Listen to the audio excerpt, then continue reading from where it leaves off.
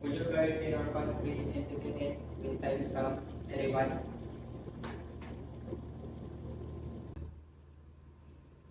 I would not, sir. I will filterize my answers because I'm answering a question for this subject. Seeing the situation in our country today, I can see the future for me. I am just a student whose dreams are high and also hoping to become successful in my chosen field, and I cannot do that here. I won't risk mine and my family's future, waiting and hoping that one day there will be someone who is in fact and cares for the people who would sit on that presidential throne. Thank you for being attention, Mr. Alonso. Oras na pala, class dismiss. Mr. Alonso, maaari mo bang kunin yung materials for praying sa room of lesson?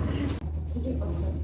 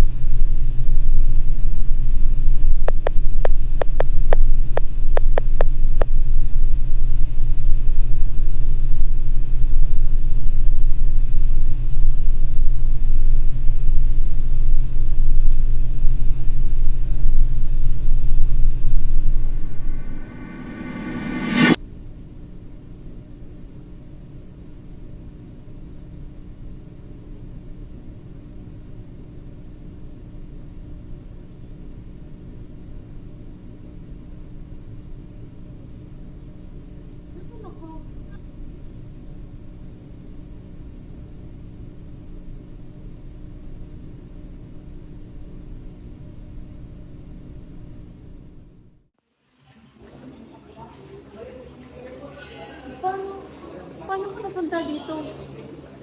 Ano bang nangyayari? Totoo ba ito? Nananaginip lang ba ako?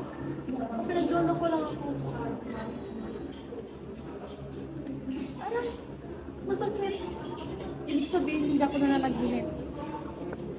Kalokohan to sigurado.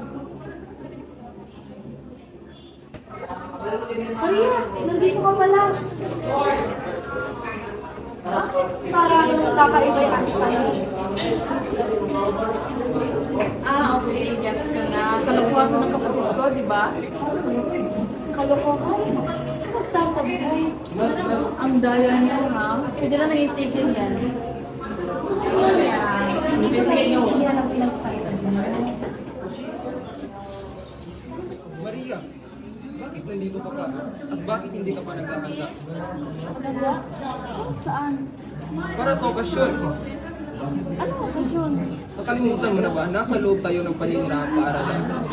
May darating na napaka-importanteng bisita. Bisita? Oo, ang pinsan ng Gobernador General, ang iyong sikat na manunulat. Isang paralang paninirahan. Isang espesyal na okasyon. Isang manunulat. Pamilyar. Masyadong pamilyar. Ito yung kwento. Yung kwento ko. Sige. Dito ko nakuha. Ito yung kwento. Ito yung kwento ko. Ito ko ito. Kailangan ko mag-ilan. Kung bakit kailangan ko mag-iisip.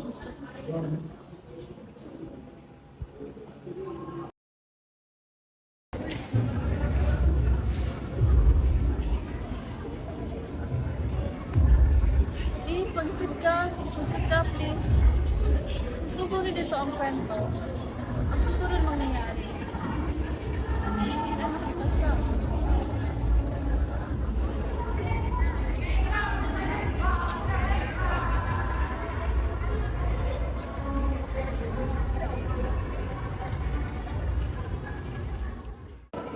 Siya!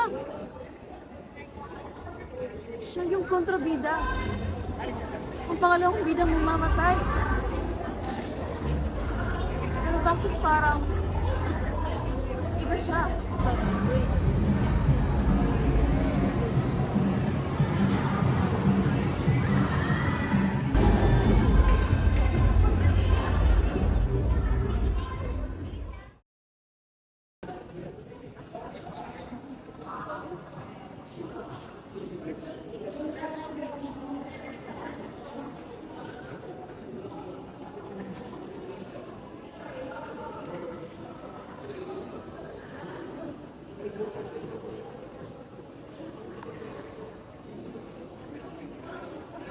Ano po nangyayari dito?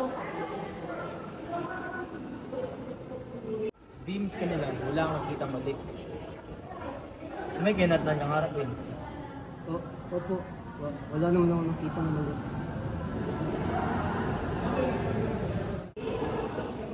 Ang guro, pinipilit siya magsinungaling upang hindi masira ang pangalan ng paaralan.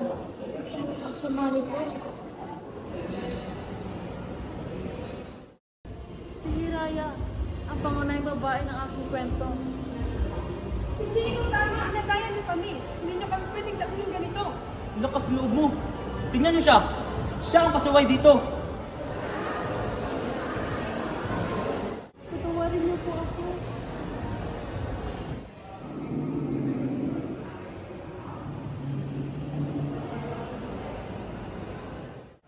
Hindi. Hindi pwede. Hindi.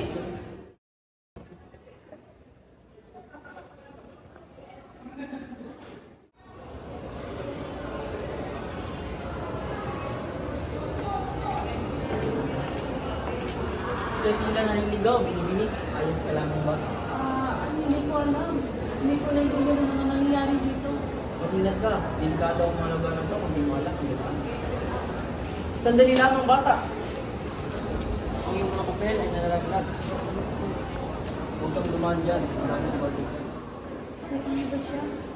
Hindi siya bahagi ng gulo. Pero parang mas naintindihan niya kasi sa iba. Mas may alam siya.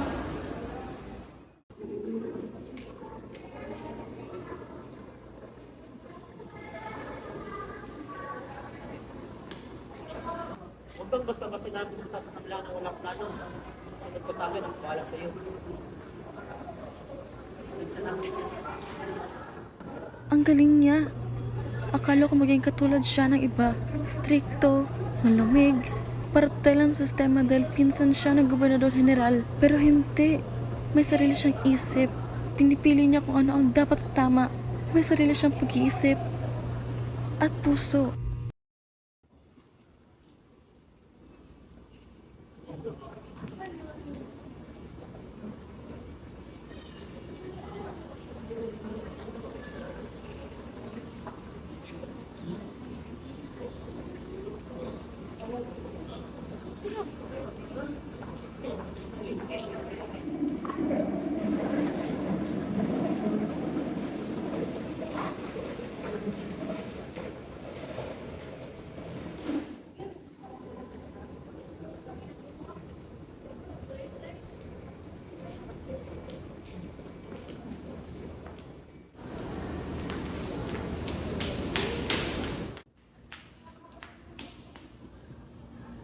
Bilis mo palang tumakbo. Nakakaya, nakakatakot, Abel. Pero kinaya mo. Hindi ko kahit panoorin ang lahat ng ito. Mga estudyanteng binubugbog, mga pamilyang pinapalayas.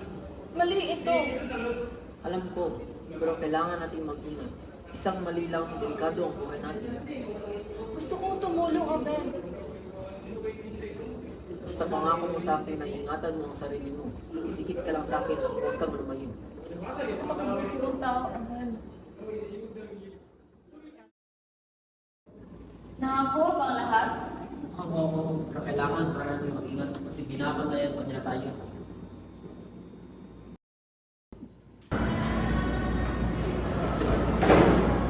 Siguraduhin yung walang sumusunod. Ako na magbabantay. Galing ko talaga, bossing. Wala. Sa tuwing kasama ko siya, parang kahit papaano, gumagaan ang pakiramdam ko sa gitna ng gulo.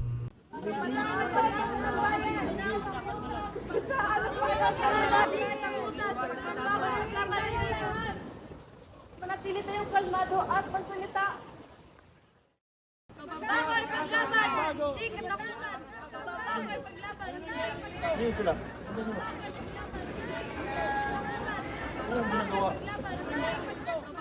paglaban! Di katakutan! Bawal paglaban! Pagkasa ng bayan! Ito na naman, siguraduhin ko kayong lahat ay mananagot sa ginagawa nyo. Ito ang kwentong sinulat ko. Kasalanan ko ang lahat ng ito. Sumabay ka lang sa karamihan. Huwag mong layayin sarili.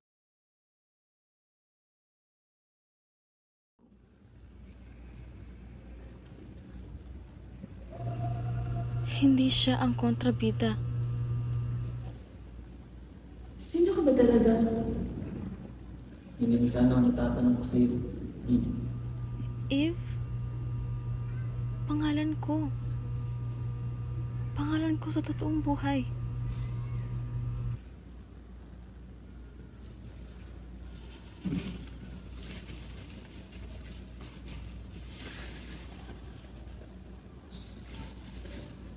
Naaalala ko na.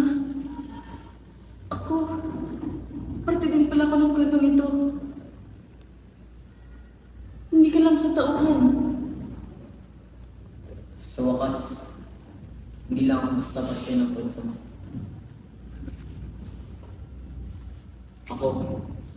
Ako ang sumulat nito. Ano?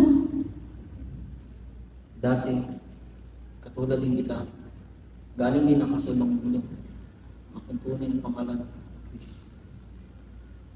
Ikaw? Nakatuwid ka rin?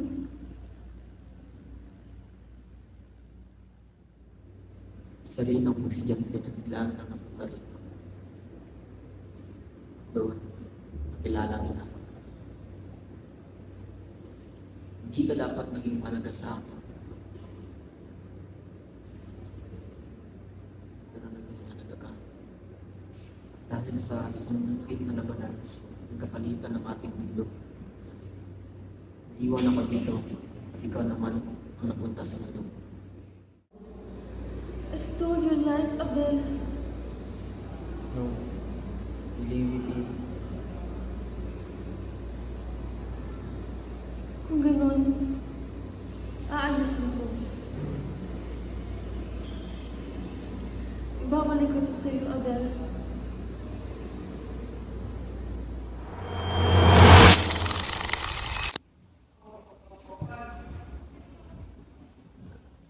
Bakit? Bakit ako nandito? Bakit nasa kwarto ako?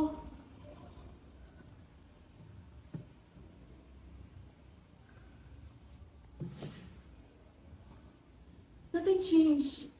Korupsyon, kawalan ng justice, katahimikan, nandito pa rin. But the bell is gone. Again.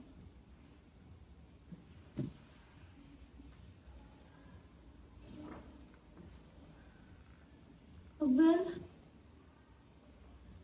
wala na siya. At hindi ko alam kung makikita ko pa siya ulit. Pero hindi ako pwedeng sumuko. Kailangan kong lumaban.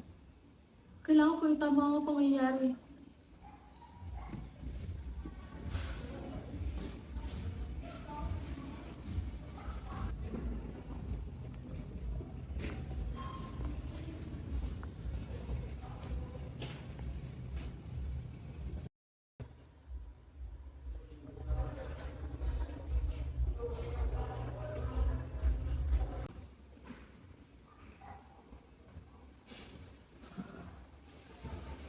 Sa bawat desisyon na gagawin ko ngayon, I'll do it for him. Para sa munang naglalaban namin. Even if I'm alone now. I couldn't save him. But I'll make sure someone pays for this.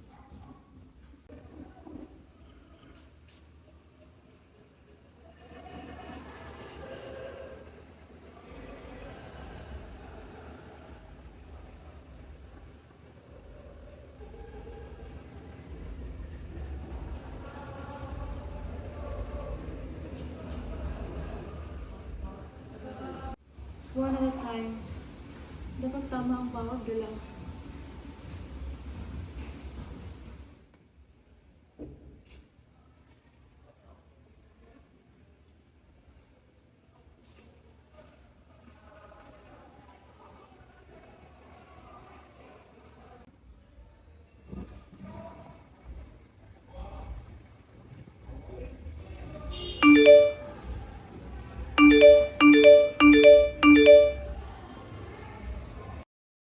Ay, ito kay Bana to. Kailangan na ng extension ngayon din. Tama! Tama! Tama! Kailangan namin justisya. Kailangan namin justisya. Justisya! Justisya! Kumalat na. First mission, success. Hindi pa ako tapos. My revenge has just only begun.